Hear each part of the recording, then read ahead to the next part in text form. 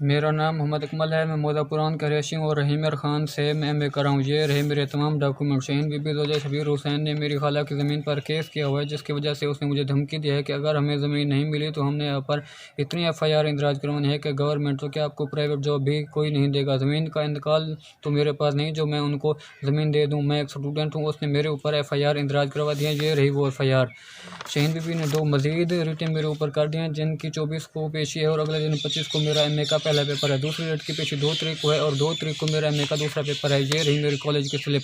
शहीन बीबी ने अपने पैसे का नाजायज़ इस्तेमाल करके मुझे ब्लैकमेल किया हुआ है। वो आए दिन अपनी कार पर 2 करीबी गवाहान लेके अदालत चली जाती है और मेरे खिलाफ रिट जारी कर देती है, जिसकी वजह से मैं बहुत परेशान हूँ। शहीन बीबी ने मुझे धमकी दी है कि अब आपकी पढ़ाई ख़त्म, अब आपने हमारे साथ अदालतों के चक्कर काटने हैं। 2-3 मरतबा मैं अदालत गया तो वहाँ जज साहिबान ने कहा कि आपका वकील कहाँ है।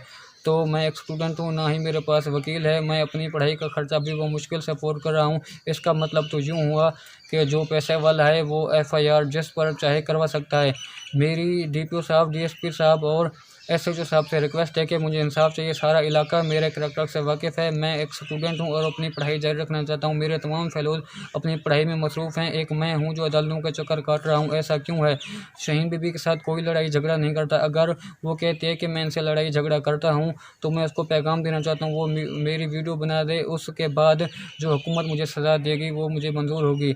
मेरी DPO साहब, DSP साहब और SHO साहब से रिक्वेस्ट है कि मुझे इंसाफ चाहिए। शहीन बीबी का शौहर शबीर हुसैन वालिद गोदे खान ये काम मुझसे करवा रहा है। वो ख़ुद अपनी गाड़ी में बैठ जाता है और वहाँ अंदर अपनी बीवी को भेज देता है, जो मुझे ब्लैकमेल कर रही है, जिसकी वजह से मैं बहुत परेशान हूँ और अपनी पढ़ाई भी जारी नहीं कर रहा। इसलिए आज से मैं अदालत नहीं जाऊँगा। मैं अपनी पढ़ाई में मसरूफ़ हूँ और मेरे अभी पेपर शुरू होने वाले हैं।